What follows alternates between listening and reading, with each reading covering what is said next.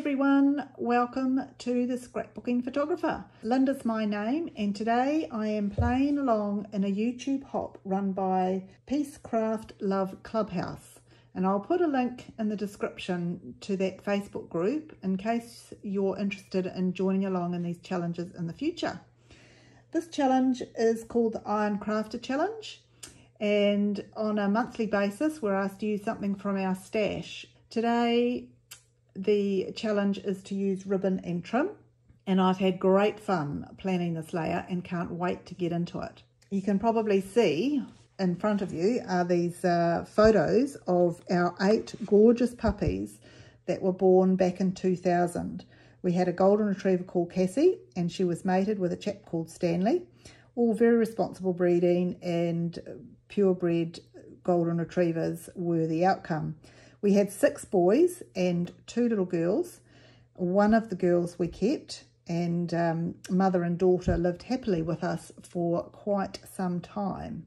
Unfortunately, they've all passed on now, so it's great to get some of these photos into the album. So with 6 little boys and 2 little girls, I thought what I would do is use pink and blue ribbon and make some bows to go along with some name tags.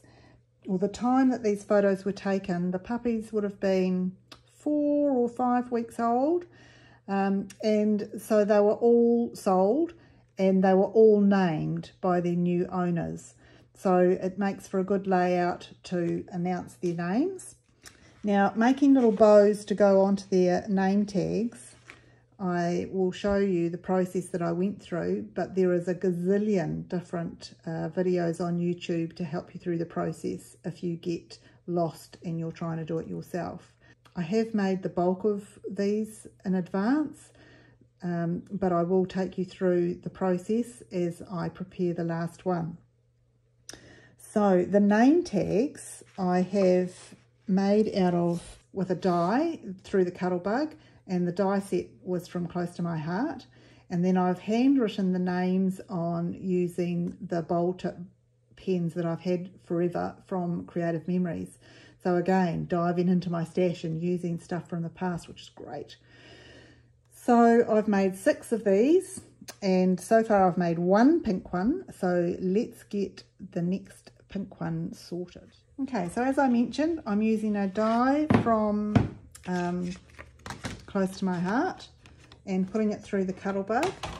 So when you go through the Cuttlebug, I try and keep the same messy surface as the only one that gets cut on, so that way one plate, which obviously hasn't worked all the time, but one plate stays reasonably clear. So we'll just whack that through the Cuttlebug. I think I'll turn it around so that you can see it come out. The other side.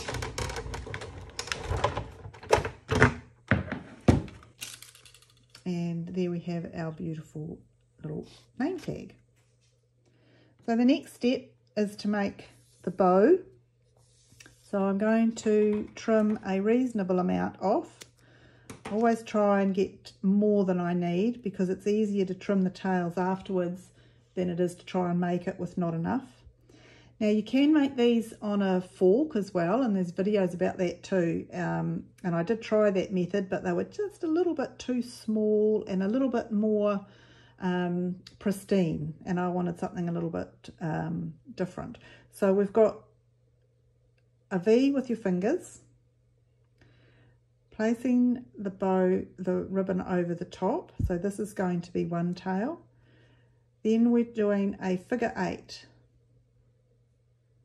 So that's under, over, under, and then over, and then down. So then you've got, it's a double bow, you've got 2 bits here and 2 bits here. Threading that through the little gap in your fingers here, so it comes out the other side. And then this ties it all together. And we just need to poke it back through what you've put over there.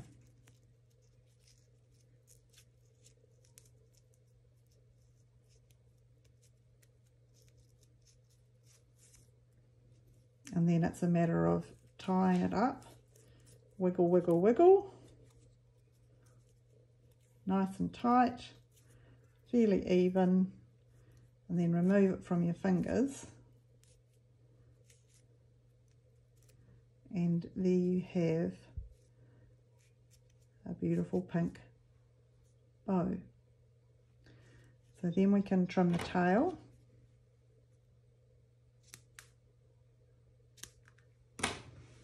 And I attach it to the end of the name tag with a little bit of liquid glass.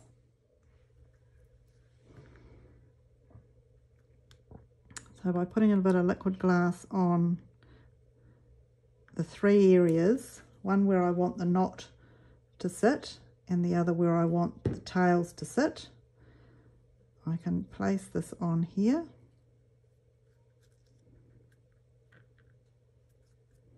And just hold everything in place.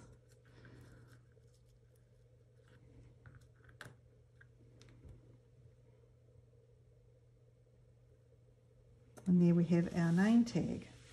Now to write the name on here, the one I've got left to write is Keisha. So K-E-I-S-H-A. Now these bold tip pens from Creative Memories, I don't know if you remember if you've used these before, but they kind of like calligraphy pens, but not really. So they've just got a long thin bit, so you do need to hold it in the right place. So our 8 puppies were Meg, followed by 6 boys: Flynn, Orlando, Shard, Sam, Ben, Muffin, and Keisha. So I have made these other bows, which I'm going to attach to these name tags. So I'll go and do that the same as I did for the Keisha one, and then I'll come back when they're all stuck together. So I'm just about finished. I'm just popping the last one on here for wee Ben. And so we've got them all attached with their names on them. And interestingly enough, when the little was born, the first puppy was a girl and the last puppy was a girl, and the 6 boys were born in the middle. So that will work out quite nicely doing a layout, because it's nice and even for the way my brain works. Right, so I'll just leave them to dry, but I'll show you the paper that I found, which we're going to use, and it's this one. And I think you could use it any way you wanted to. So I've yet to decide that, but I'm going to take the zip strip off, which is the butterflies. It's from an old set that was close to my heart, and it's been in my drawer for so long because I just love it and I've put off using it. But this is such a special project and such special photos that it's time to get it going. All right, so I'll trim the zip strip off and then we can start laying out. So I think at the end of the day, this is the way to use it, mainly because the pink and pink tags are going to be at the top and at the bottom. So if I turned it around anyway, we wouldn't get any contrast. So let's just lay them out. Now I figured that I would offset them. So we have Meg and then Flynn. And the gold in the background just lends itself to them being golden retrievers, of course. It was really interesting listening to the choices of names that people chose for their puppies.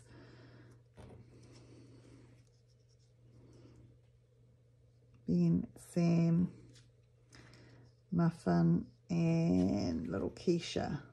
We just need to move them up a bit so that they all fit in evenly.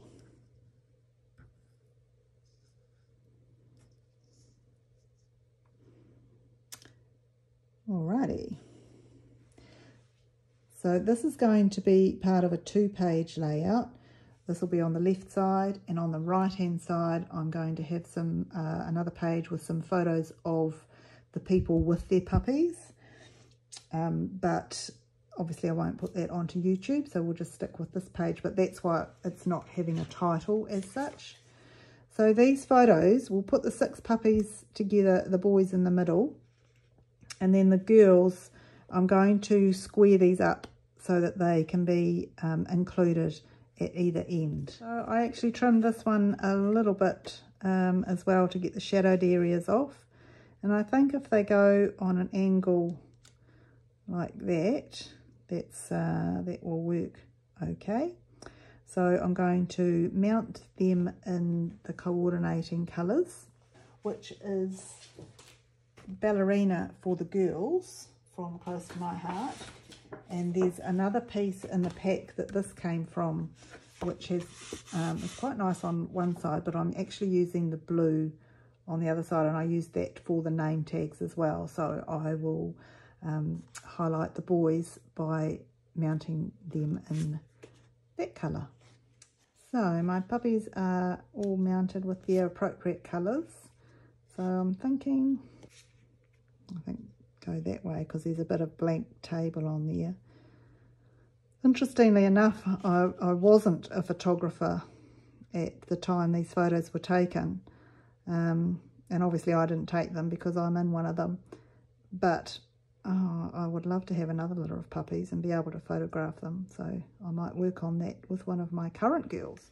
So as I stick these down, I'm just using the T-square to make sure that I get them, particularly these ones that are offset, get them at the same height.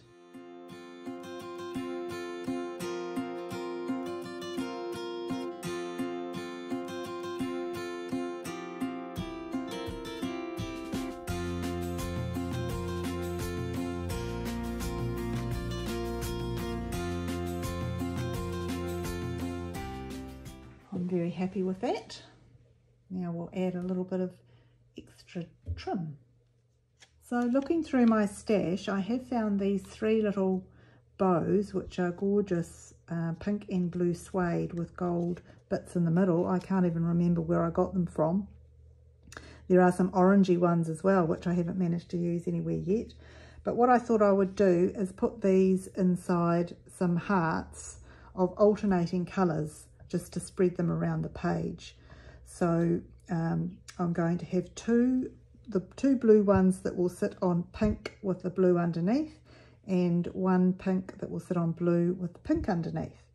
So to do that, I'm going to use my trusty old Creative Memories heart punch, the bigger of the 2 that I've got, and for the pink bow I have cut these 2. Now I'm not going to center them, I'm going to have them slightly off center like that with the bow in the middle. So I'll just stick that together.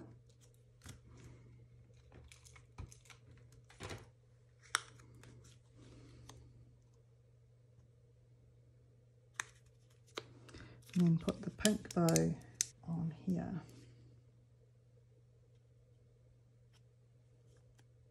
And that will look quite good against the blue, I believe. Something like that.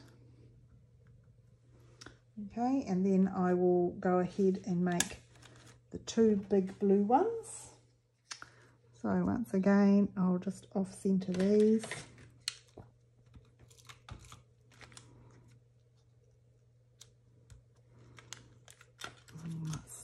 On before I put the bow on this time. Oops, that's where I was going to put it. Up there.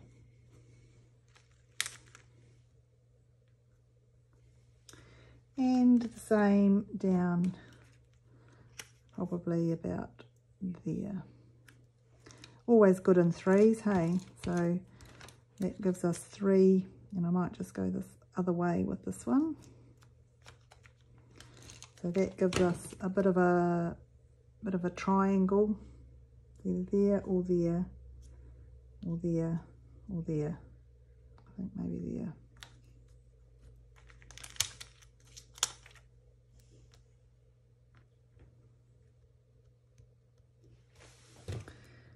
I'll give you a closer look. I'll take some photos and give you some close-ups of the different bits. So no journaling on this page because it's all going to be on the opposite page. But I'm very happy, A, to have the photos in the album, and B, happy with the outcome. So thanks very much for the idea to use ribbon and trim, because it brought these photos to mind and got a great layout. Don't forget to look at everybody else's inspiration that they come up with for this YouTube hop challenge for ribbon and trim. And hopefully you've enjoyed today's video. Thank you very much for watching, and your subscription will be much appreciated. Please leave a comment and a like. That would be awesome. Cheers.